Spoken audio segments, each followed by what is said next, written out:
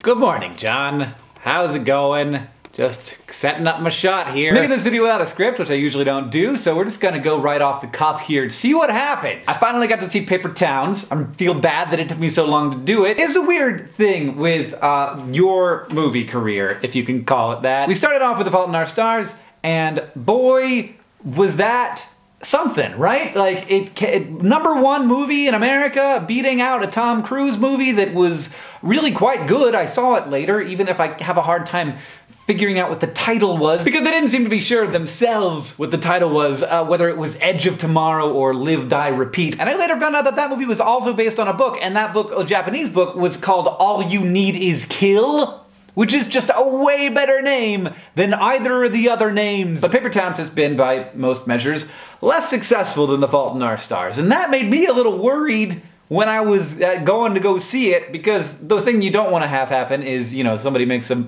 movie based on your brother's book, it's a big deal, it's a big movie, and then you go see it, and you don't like it. That's the thing that you really don't want to have happen. I mean, it's not the end of the world if that happens, I just probably would be quiet about it. I'd be like, oh, congratulations on the movie, John. So imagine my relief when the movie is good. It's quite good. I like it a lot. It's full of really great moments. I'm laughing out loud. I'm just like clutching Catherine, and the people behind me in the theater are having a great time too. But the thing is, it's a movie full of normal people having normal but wonderful moments. And that's really kind of what the movie's about. It's about how life is full of these great moments that happen to us, but they aren't necessarily exceptional in any way. It's not Frodo going to Mordor. It's just people having a good time, having adventures, liking each other, hanging out, having relationships, coming to understand each other more fully. So in a weird way, the sort of success trajectory of Paper Towns is very similar to the sort of story of Paper Towns, which is that things don't have to be exceptional for them to be good, and for them to be lovely experiences for the people who make them and for the people who enjoy them. And it's maybe gonna have a bigger impact on the people it does impact, even if it impacts a smaller number of people, because it really does have a lot of practical knowledge of how the world and relationships work. And maybe that's part of why it isn't so successful. And maybe that means that, you know, how we measure success in general isn't super great. I know that it can be stressful when stuff doesn't go exactly as you want it to go, but as your brother and a fan of your work, I want to say, John, you're great. And you make really great stuff that people love, and I'm really proud of you. So that's...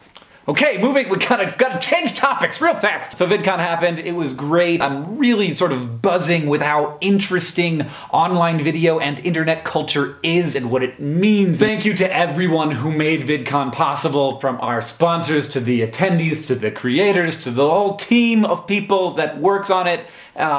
So many wonderful people and our volunteers, and we just had a great conference, and I had a great time, and I was so freaked out beforehand, and I can't believe how well it went. So I'm just really happy. I'm just, even though I have to get a colonoscopy tomorrow, and I haven't been able to eat anything today, and I'm only drinking Gatorade, and that's my whole calories for the day, I'm really happy. So yeah, this was my unscripted Vlogbrothers video, unscripted and unfed. And a little bit unhappy because I gotta have a camera put in my butt tomorrow. But other than that, things are going really great. John, thank you for being a pretty cool brother, and I'll see you on Tuesday.